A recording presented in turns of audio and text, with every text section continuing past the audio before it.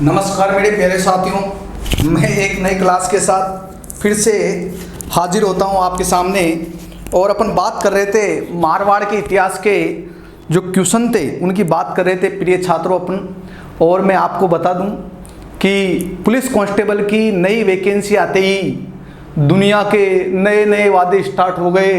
कोई कह रहा है कि हमने इतने सिलेक्शन करवाए, कोई कह रहा हमने इतने करवाए, कोई कह रहा हमने ये किया, कोई कह रहा हमने ये किया।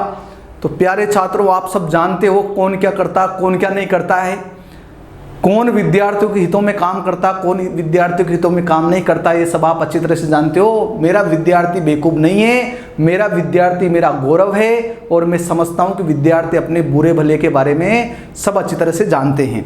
तो मारवाड़ के इतिहास के क्वेश्चन सोल्व कर रहे थे अपन, और अपन ने कुछ क्वेश्चन सोल्व कर लिए थे। उसके बाद मैं आगे की ओर बढ़ जाता हूँ और आगे की ओर आपको बता देता हूँ कि मारवाड़ के इतिहास में अपन ने 21 क्वेश्चन सोल्व कर लेते। और उसके बाद आज की क्लास में स्टार्ट कर रहा हूँ मैं। ध्यान से देखना,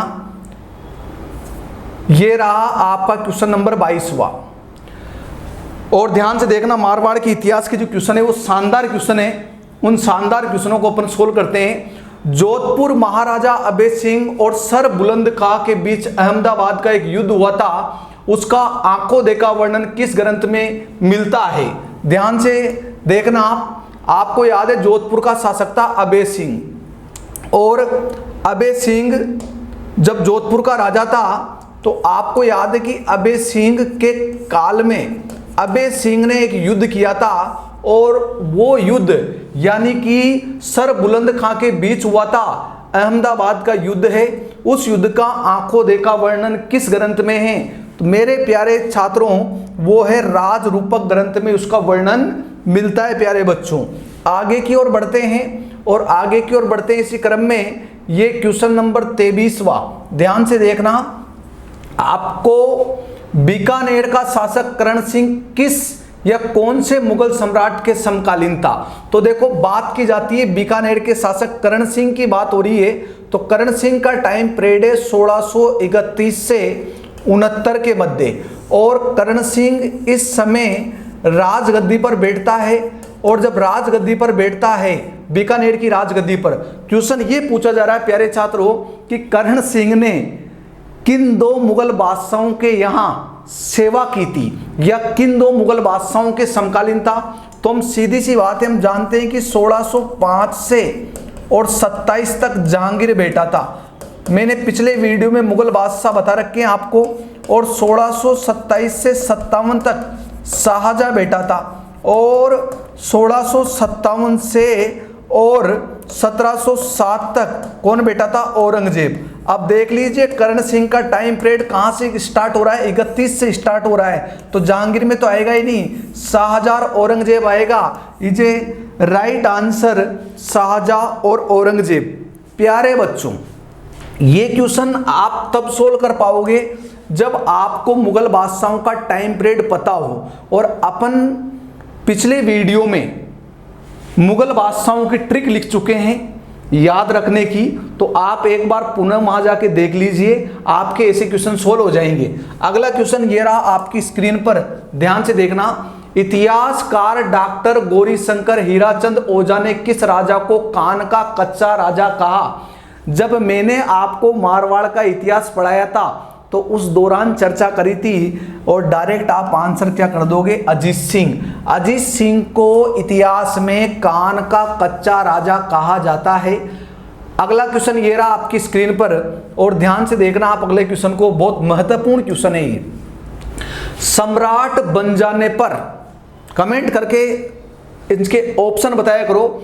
सम्राट बन जाने पर जहांगीर या सलीम, बचपन का नाम था जहांगीर का, सलीम मान सिंह से अप्रसन्न हो गया था।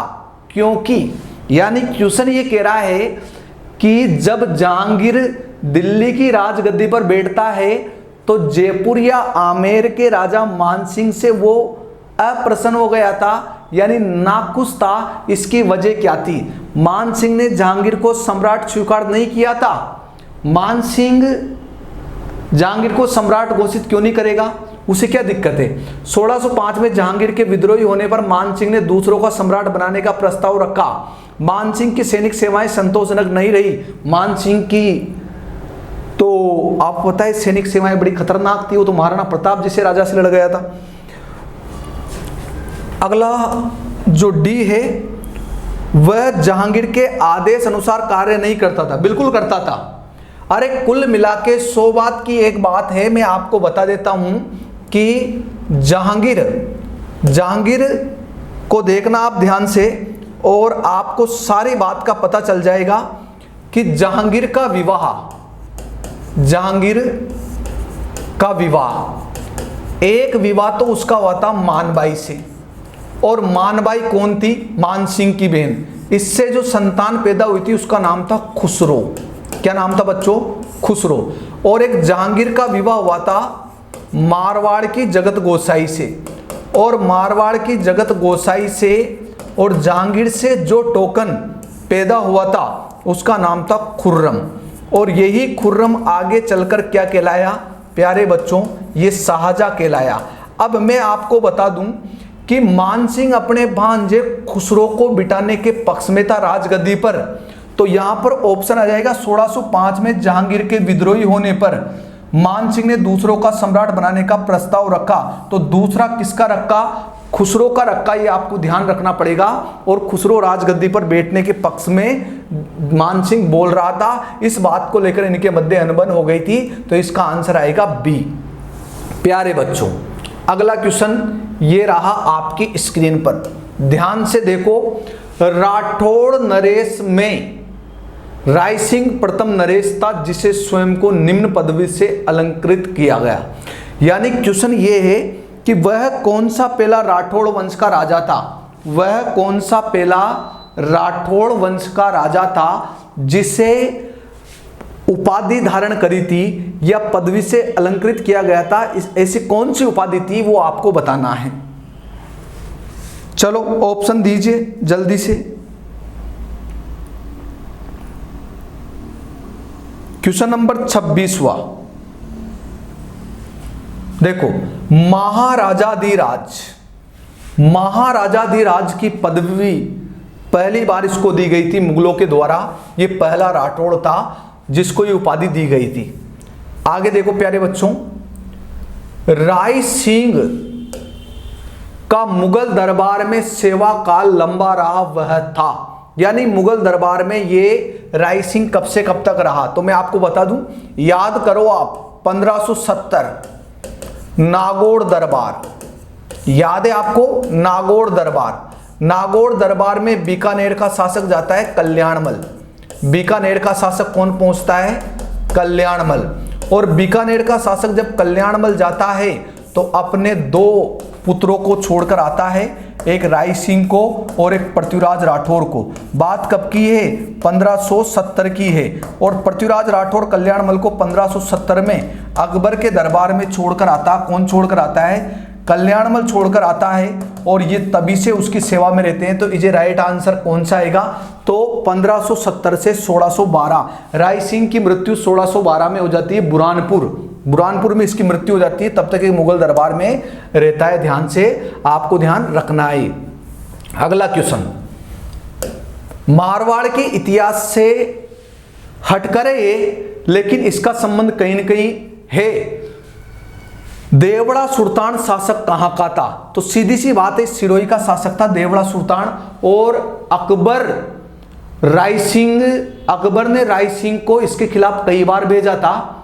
देवड़ा सुल्तान अकबर का विरोधी था। मैंने आपको अकबर के 3 विरोधी व्यक्ति बताए थे, एक तो महाराणा प्रताप, एक रावचंद्र सेन, एक सिरोही का सुल्तान। मैंने अकबर के 3 विरोधी आपको बताए थे, उसमें एक विरोधी ये था, इसलिए यहां आया है। अगला क्वेश्चन ये रहा आपकी स्क्रीन पर, बड़े ध्यान से आपको देखना है प्यारे बच्चों। राय सिंह ने जालोर पर आक्रमण किया था। राय सिंह ने जालोर पर आक्रमण किया था, उसका कारण क्या था, वह जालोर पर अधिकार करना चाहता था। वह वहां का शासक मुसलमान था, इसलिए राय सिंह इसे भी जीतकर अकबर को प्रसन्न करना चाहता था। राय सिंह जालोर के सूबेदार ताज खां को प्राप्त कर देवड़ा सुल्तान को परास्त करना चाहता था। ध्यान से देखना आप, अगले क्वेश्चन जो आया उसका राय सिंह जालोर के सूबेदार ताज खां को प्राप्त कर, या यूं कह दो राय सिंह जालोर के सूबेदार ताज खां को अपनी ओर मिलाकर देवड़ा सुल्तान को परास्त करना चाहता था, इस वजह से ये हुआ था। इसलिए आपको इसका आंसर, कौन सा आंसर हो जाएगा प्यारे बच्चों? इसका आंसर हो जाएगा डी वाला।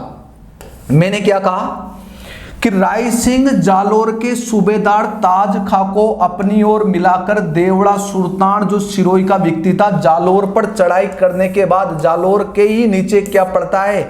जालोर के नीचे ही पड़ता है प्यारे बच्चों, क्या? सिरोही पड़ता है। और वो सिरोही पर आक्रमण करना चाहते थे, सिरोही को जीतना चाहते थे, और इसे भेजा था किसने? अकबर ने। अकबर का विरोधी था सुल्तान देवड़ा, इस चीज को आपको ध्यान रखना है। इसलिए राय सिंह को ये अभियानों में भेज रहा है। 1597 में अकबर राय सिंह से नाराज हो गया था, उसका कारण था। क्वेश्चन क्या है?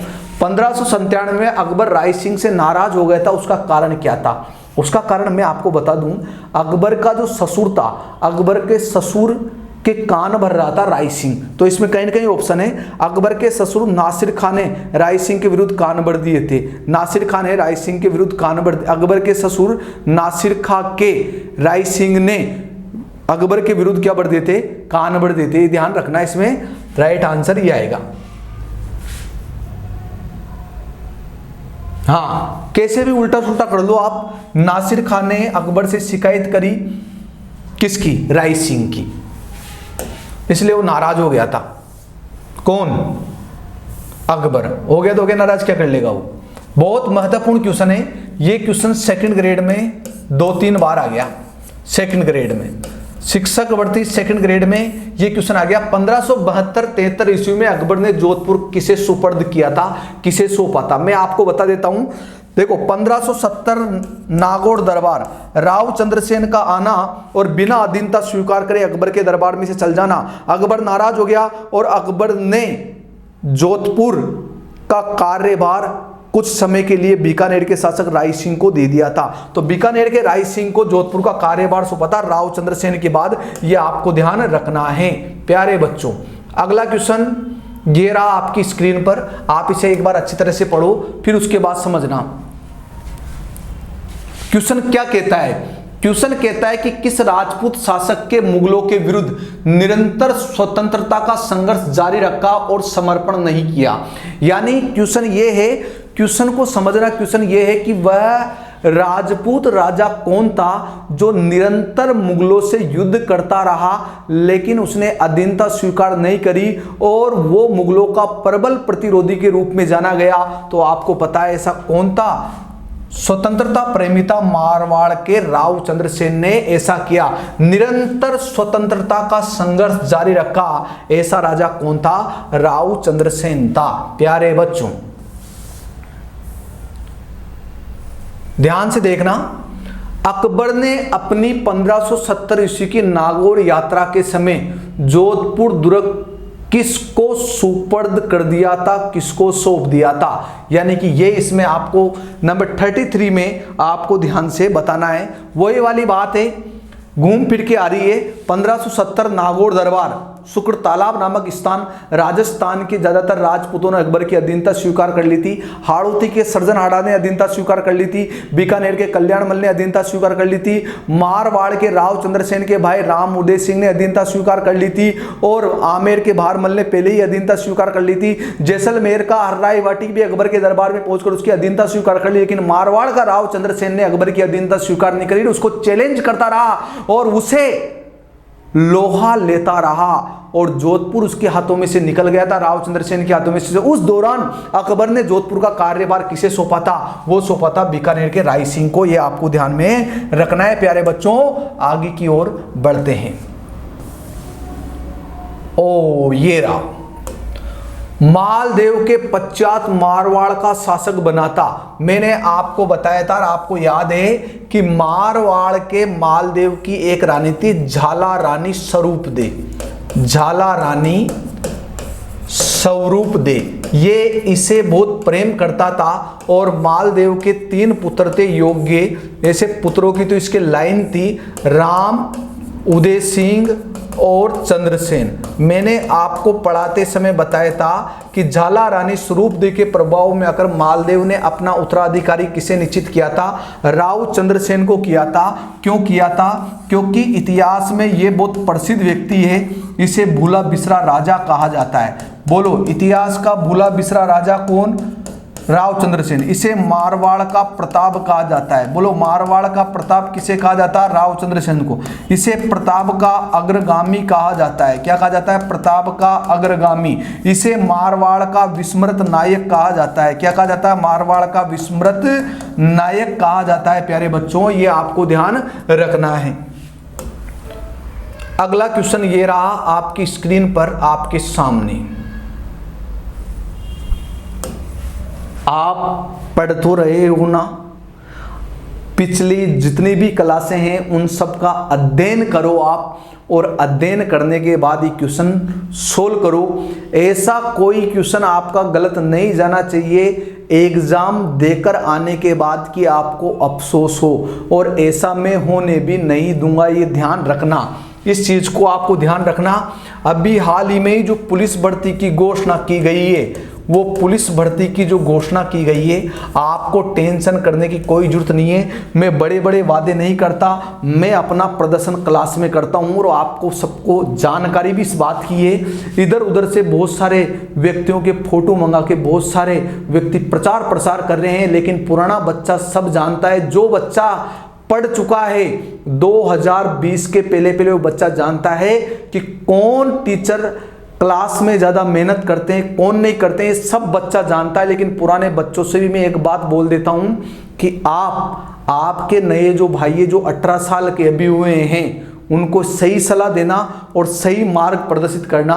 और जो पुराने विद्यार्थी मेरे भाई थोड़े बहुत नंबरों की वजह से रह गए, वो घर बैठ के सेल्फ स्टडी करो। और जब कोचिंगें ओपन होती है तो आपके छोटे भाई जो 18 साल के हुए, जिनको भी कुछ नहीं पता, जिनको जानकारी नहीं है, उनको एक बार सलाह जरूर देना।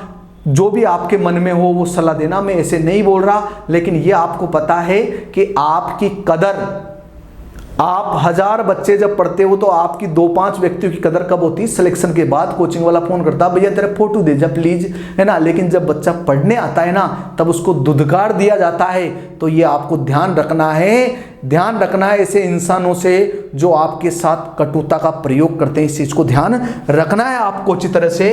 तो पुलिस भर्ती के बारे में आपको बता देता हूं। कुल मिला के ये है कि 8000 जो पद है, वो 8000 पद आने वाले 2 वर्षों के अंदर पूर्ण रूप से भरे जाएंगे। कुछ भी नहीं प्यारे बच्चों, इसमें कुछ भी नहीं है। इसमें आपको ध्यान रखना है, इसमें आपके 60 अंक की जीके हैं।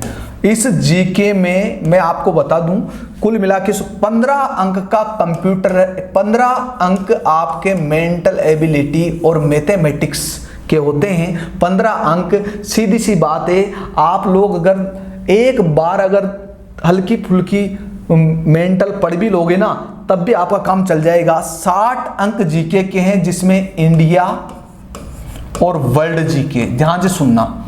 कंप्यूटर उसमें आ रहा है, और करंट जीके और राजस्थान की जीके। कुल मिला के कह दें कि आपको ये वाला जो पार्ट है, 60 अंक में से 55 अंक आपके आना चाहिए। ये आपके अंदर जज्बा होना चाहिए। इंडिया, वर्ल्ड और राजस्थान की हिस्ट्री आपको अच्छी तरह से पढ़ना है। राजस्थान का भूगोल, भारत का भूगोल आपको अच्छी तरह से पढ़ना है। महिला बाल अपराध आपको अच्छी तरह से पढ़ना है। करंट जीके, जो कि हमारे विकास सर बड़े खतरनाक पढ़ा रहे हैं यार, मैं तो बड़ा हैरान हो गया, इतना सारा मैटर कहाँ से इकट्ठा कर रहे हैं, वो क्या पढ़ा रहे हैं यार भाई साहब, मैं तो देखता ही रह जाता हूं। देखो आगे की ओर चलते हैं। इस क्वेश्चन में आपने कर ही लिया, मारवाड़ का वह कौन सा शासक था जो स्वतंत्रता प्रेमी था, जिसके मुगलों की अधीनता स्वीकार नहीं की? वो कौन था? राव चंद्रसेन था। तो प्यारे बच्चों ध्यान रखना, आपको पुलिस भर्ती के बारे में ध्यान रखना है। मामला बहुत गंभीर है, जीके वाला मामला बहुत गंभीर है, इसको मुकजमाने याद करना है, आपको ध्यान रखना। आगे की ओर बढ़ते हैं और ध्यान से देखना। क्वेश्चन, राठौड़ शब्द निम्न में से बना है जो दक्षिण की एक जाति थी।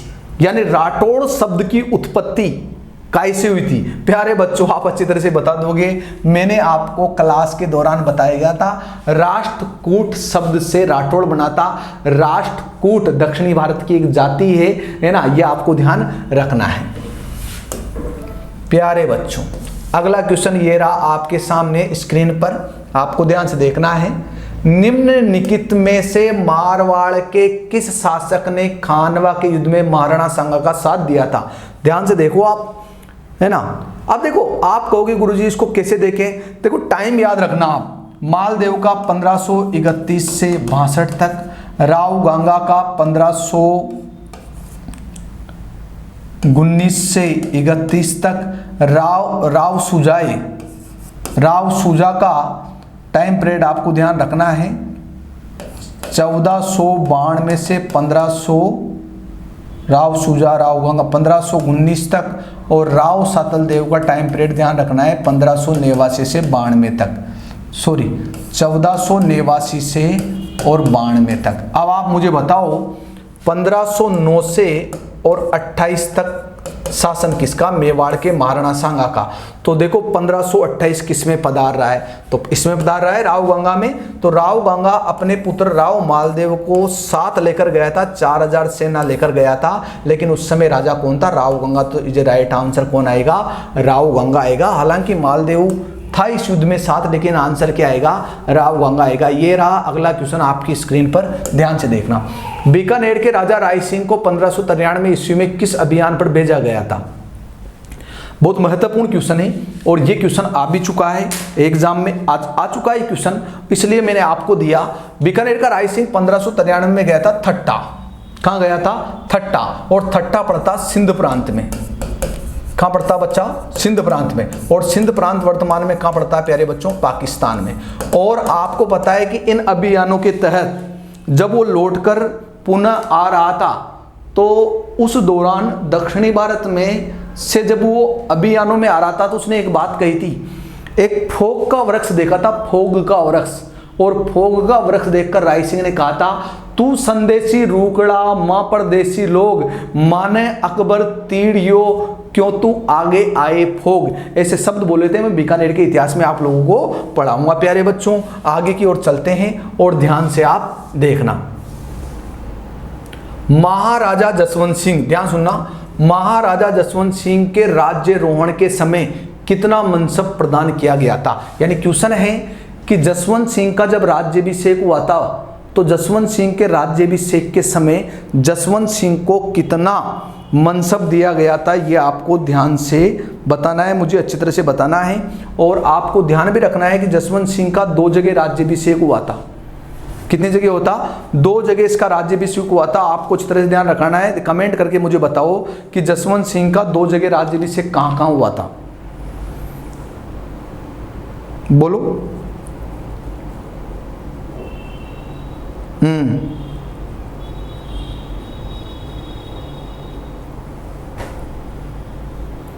बुरहानपुर में जसवंत सिंह का जन्म हुआ था और जसवंत सिंह का राज्याभिषेक पहली बार मुगल दरबार में ही हुआ था और मुगल दरबार में इसको 4000 मनसब दी गई थी। लेकिन इसमें देखो आप देखो 2 जगह 4000 दिख रहा है, तो आपको ये मुझे बताना है कि 4000 जात व 4000 सवार इसको दिए गए थे राज्याभिषेक के समय जसवंत सिंह को, ये आपको ध्यान रखना है। अभय सिंह किन कारणों से मराठाओं से मैत्री करना चाहता था? यानी कि अभय सिंह के तो बारे में आपको पता है, और अभय सिंह वही है 1730 में खेजड़ी गांव जोधपुर में 363 लोगों की हत्या हुई थी खेजड़ी वृक्ष के लिए, और जिसके प्रेरणा स्रोत जो आंदोलन का नाम हुआ था वो था चिपको आंदोलन, और चिपको आंदोलन के प्रेरणा स्रोत थे सुंदरलाल बहुगुणा। तो गिरदास भंडारी को इसने भेजा था। तो अभय सिंह किन कारणों से मराठाओं से मैत्री करना चाहता था? अभय सिंह का भ्राता भक्त सिंह मुगल दरबार में चला गया था। भक्त सिंह स्वयं जोधपुर का शासक बनना चाहता था। अभय सिंह का पुत्र राम सिंह निर्बल स्थिर बुद्धि का राजकुमार था। तत्कालीन शक्तिशाली मराठाओं के नेता मल्हार राव होळकर से अभय सिंह की मित्रता पहले ही हो चुकी थी। इसमें क्या आंसर आएगा ये आपको बताना है, बोलो। इसमें आंसर ये आएगा कि अभय सिंह किन कारणों से मराठाओं से मैत्री संबंध करना चाहता था। तो इसमें आंसर आएगा कि तत्कालीन उस समय शक्तिशाली मराठाओं के नेता मल्हारराव होलकर से अभय सिंह मित्रता पहले ही हो गई थी, याद रखना है, क्योंकि उस समय मराठा बहुत शक्तिशाली हो गए थे, मराठाओं के साथ रहने में ही ये अपना फायदा समझते थे। ये आपको ध्यान रखना है प्यारे बच्चों।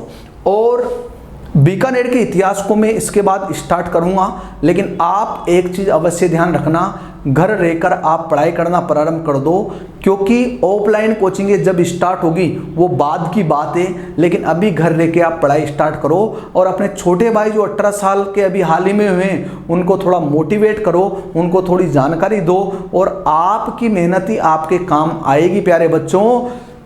दुनिया में जो बड़े बड़े पोस्टर लगा देते हैं वो बड़े बड़े पोस्टर